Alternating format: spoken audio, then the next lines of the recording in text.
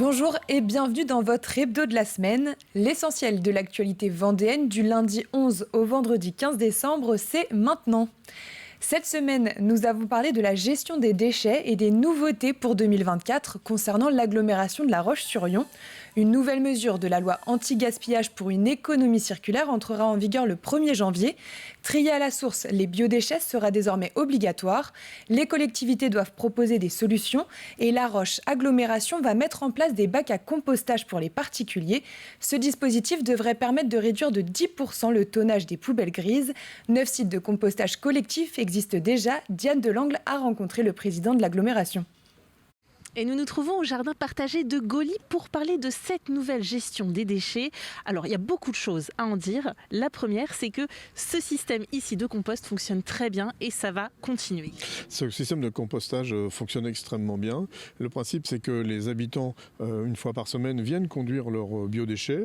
Et puis, avec l'équipe qui gère le jardin partagé de Gauly, eh bien, ils le distribuent, ils le posent avec des déchets carbonés pour pouvoir réaliser un compost qui servira ensuite à faire pousser les plantes qui seront distribuées à la population du secteur. Et les individuels vont s'y mettre aussi à partir du mois de janvier ? Alors c'est une obligation de la loi. À partir du mois de janvier, on doit proposer à tous les habitants de l'agglomération une solution de compostage pour leurs déchets ménagers, leurs biodéchets. Et donc nous allons proposer soit des composteurs individuels, soit des composteurs collectifs comme celui-ci, sachant que pour celui-ci c'est plus réservé à des endroits à habitat un peu plus dense, avec une équipe qui s'en occupe. Donc il faut aussi des bénévoles, il faut aussi des gens qui travaillent autour de tout cela. Et au niveau de la ville, nous allons proposer à chaque fois de créer des jardins partagés pour pouvoir aussi voir ce que deviennent les biodéchets, ensuite qui seront transformés et puis qui servent à alimenter les plantes. Et les individuels bénéficieront d'une formation ? Alors, une formation qui sera dispensée par Graines d'idées et qui va permettre de comprendre le fonctionnement du biodéchet, du compostage et ensuite de l'amendement qu'on apportera sur le terrain. C'est important parce qu'on ne peut pas mettre n'importe quel déchet ménager dans le compostage et ça s'apprend. Et c'est important d'avoir une formation dédiée à cela. Et d'autres changements sont annoncés sur l'agglomération de La Roche-sur-Yon.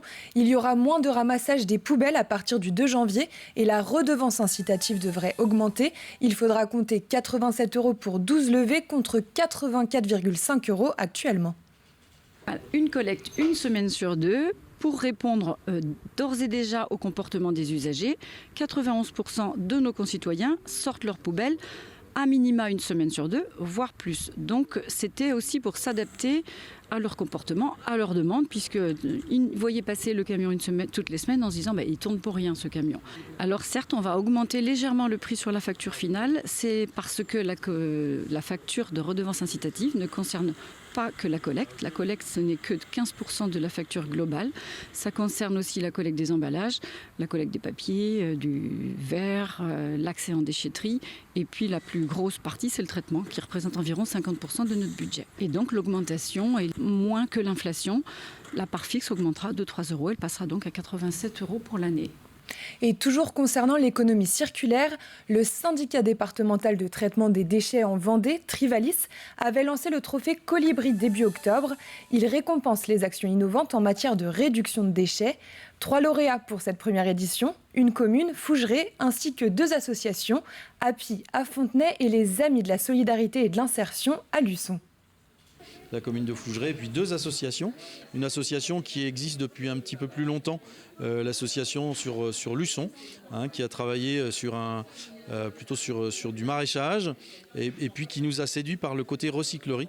Donc là, c'est une nouvelle activité qu'il propose. Et puis une association API de Fontenay-le-Comte, où là, on a la réparation d'objets, mais ce qui nous a intéressé, c'est surtout d'avoir un petit magasin et de vendre ces objets avec des personnes en situation de handicap qui font cette réparation.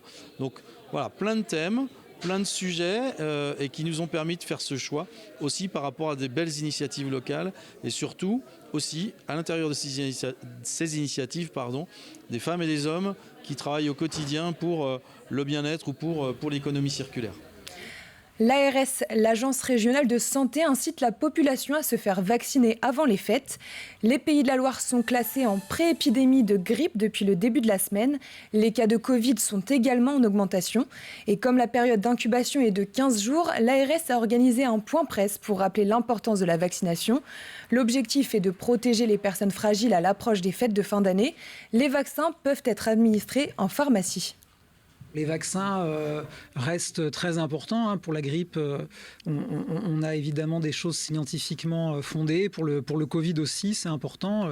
Il y a des évolutions pour le Covid des variants, donc les vaccins s'adaptent chaque année. Mais aujourd'hui, la couverture vaccinale par le vaccin pour le Covid-19 est la bonne. Donc on maintient vraiment les recommandations de vaccination au niveau des agences sanitaires nationales. Les campagnes de vaccination ont été lancées mi-octobre, donc c'est encore le moment. C'est pas trop tard, mais c'est maintenant. Il est en activité depuis le 1er octobre dernier. Le premier CRT de Vendée a ouvert à La Roche-sur-Yon. Mais alors, qu'est-ce que c'est ?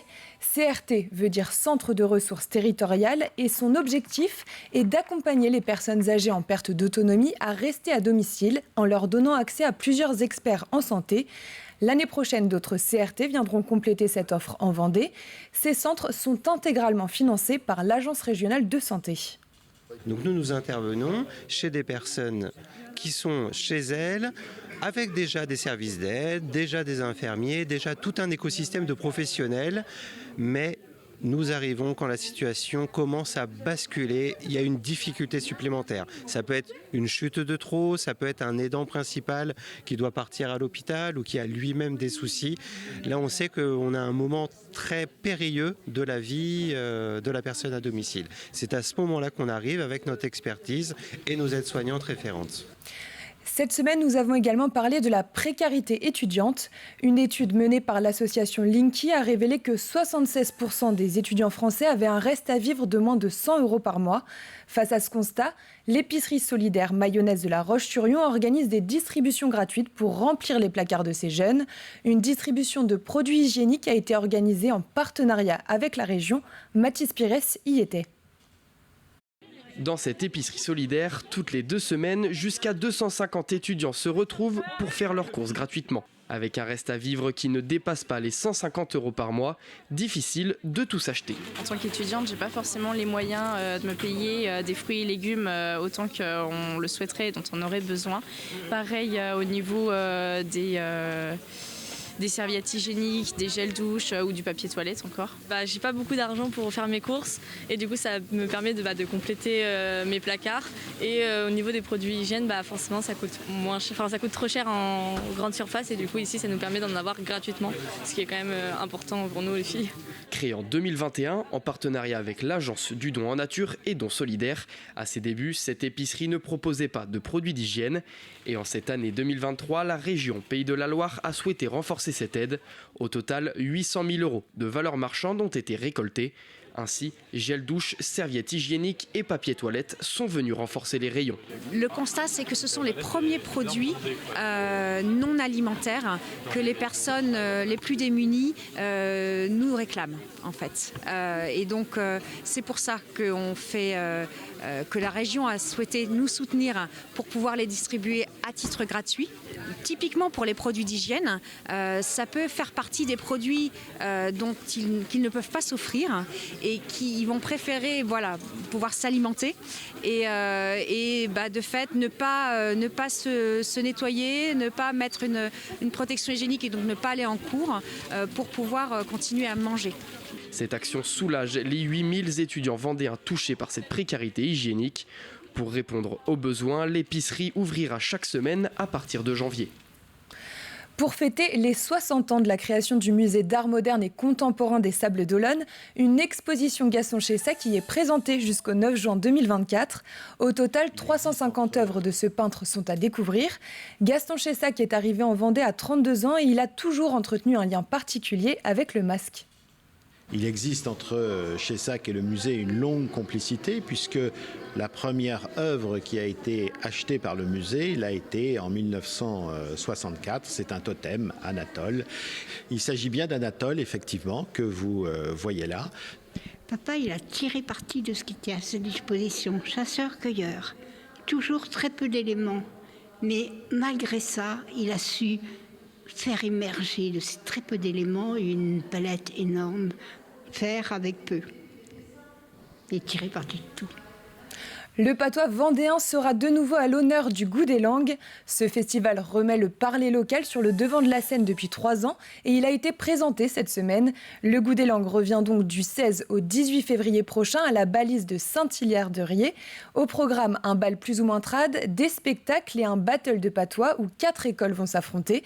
Un moyen de rapprocher les générations et de préserver ce patrimoine vendéen. Une langue régionale, c'est une partie de l'histoire.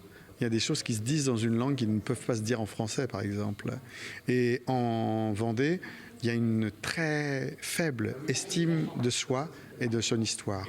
Donc les gens ont voulu énormément passer à la modernité et en effaçant énormément de choses de leur histoire personnelle.